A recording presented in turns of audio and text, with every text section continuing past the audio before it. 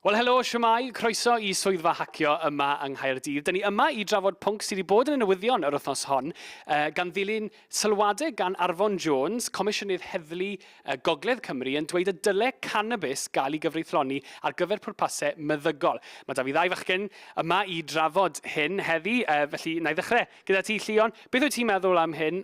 Rwy'n cytuno gyda sylwadau Arfon yn hollol. Fi'n credu bod beth sy'n bwysig I ystyried yn enwedig trafod tra bod ni'n trafod y testyn yma, bod dau broblem yn amlygu ei hunain. Y problem cyntaf yw'r ffaith bod diffyg ymwybyddiaeth ynglyn â defnydd cannabis yn sgil ar cysonodiad bod cannabis yn sylwedd niweidiol. A mae'r ddau yma yn broblem sy'n amlygu ei hunain yn aml wrth trafod y testyn. Iawn, a wedyn mae da ni Felix fan hyn, wyt ti'n anghytuno gyda'r ffaith dyle cannabis gael ei gyfreithloni. Pam felly? Felly dwi'n erbyn cyfreithloni'r cyffur, ond o blaid dicriminaleiddio'r cyffur.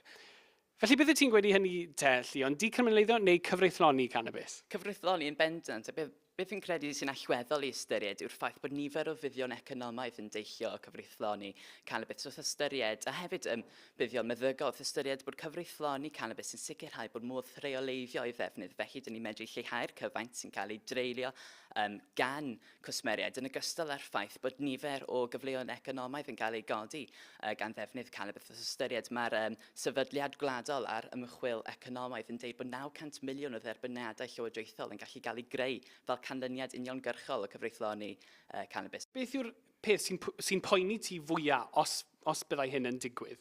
Wel, gan cyfreithloni yr cyffur, I chi wedyn roi'r hawl I bobl ddefnyddio'r cyffur pryd bynnag maen nhw'n moyn. A na'r agwedd anghywir I Llywodraeth Cymru pryd I chi'n delio gyda'r cyffur yn bendant sydd gallu gwneud newid. Byddai'n anghytuno gyda'r pwynt yna wrth ystyried y ffaith bod alcohol yn 114 gwaith fwy peryglus na defnydd cannabis. Mae defnydd alcohol yn yr Unol Daleithiau America yn lladd 80,000 o bobl ar gyfer taledd pob blwyddyn, a mae hynna'n cyferbynnu gyda cyffur sydd byth wedi lladd unrhyw un o blaen. Dwi wedi gweld yn America, er enghraifft, mewn ambell I le, maen nhw wedi cyfreithloni cannabis, dim ond ar gyfer pwrpasau meddygol. Beth wyt ti'n meddwl o hynny te, Felix?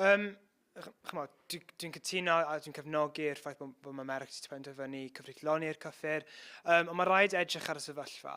A gan edrych ar sefyllfa America, maen nhw wedi dicrimineiddio cannabis yn lle cyfreithloni. Dwi ddim yn cael ei amddiffyn gan yr American Constitution neu'r gyfraith. Os petai y wlad yn cyfreithloni neu'n dicriminaleiddio y cyffur, ble fyddwn ni'n stopio wedyn? Pa mor bell fyddwn ni'n mynd? Os chymod, ai cannabis yw'r unig gyffur fydd yn cael ei dicriminaleiddio neu I gyfreithloni? Falle fi'n credu dyna'r penderfyniad fwy o synhwyrol wrth ystyried y ffaith bod cyffur fel cannabis yw'r un o'r rai fwy o ddiogel I gysmeriad ei dreulio. Fi'n credu o'n i'n sôn am America fyna fel un o'r astudiaethau achos fi'n credu bod rhaid defnyddio talaith Colorado fel enghraifft eiraidd I gyfnogi'r ddadl yma wrth ystyried bod cyfreithloni cannabis fyna wedi lleihau troseddau gan 15% yn ogystal â lleihau nifer o lofruddiau gan 50%. Ond mae hyn yn amlwg yn lwybr sydd yn dyboeni ti, Felix. Hynny yw pa mor bell ydyn ni'n mynd? Wel, yn union, gallech chi'n mynd I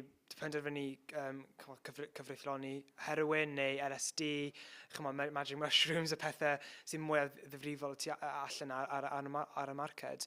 Ni'n mynd I gweud bod mae'r cyffuriau yma yn iawn I pobl cymryd, a bod yn iawn I pobl ddefnyddio nhw fel sweeties o bron. Y gwahaniaeth blaenllaw sydd rhwng y cyffuriau yna yw'r ffaith bod cannabis yn gallu cael ei ddefnyddio ar gyfer pwrpasau meddygol a sy'n fuddiol i'r cleifion wrth ystyried y ffaith bod nifer o bobl wedi gwneud astudiaethau sy'n dangos bod yn medru lleihau effeithiau cancer yn sgil a tiwmorau'r ymennydd sy'n rhywbeth hynod o bositif ac hefyd yn credu bod e'n bwysig I ni ystyried y ffaith bod yna nifer o astudiaethau gan nifer o bobl a arbenigwyr yn y maes sy'n dangos ac yn tystiolaethu bod defnydd cannabis yn rhywbeth dda ar gyfer cleifion sydd yn dioddef o amrywiaeth helaeth o afiechyddion. Pwy sy'n rheoli'r prisau, pwy sy'n rheoli'r fath o cyffuriau a'r beth sy'n mynd mewn I cyffuriau yn bennaf.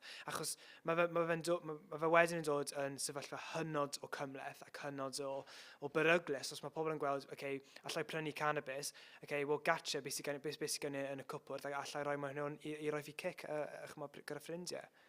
gwerthfawrogi'r pwynt na'n fawr, ond beth mae rhaid i ni ystyried yw bydd rheoleiddio yn llwyddo i negyddu'r problem, oherwydd mae'r problem yn ei amlygu ei hun, mae'n gymaint o agweddau yn ein gymdeithas presennol, ac felly trwy rheoleiddio, bydd modd i ni sicrhau pa cymegion sy'n gallu cael ei ddefnyddio, pa cymegion sydd ddim yn gallu cael ei ddefnyddio, yn sgil a reoli'r nifer o bobl sy'n defnyddio y cyffuriau yma. Sa'n credu bod unrhyw gwestiynau eraill i ofyn, maen nhw wedi cynnal trafodaeth arbennig o ddawn yna. Ond diolch yn fawr iawn i chi, Foes, fi'n siŵr wneud y ddadl barhau. Diolch i chi. Diolch.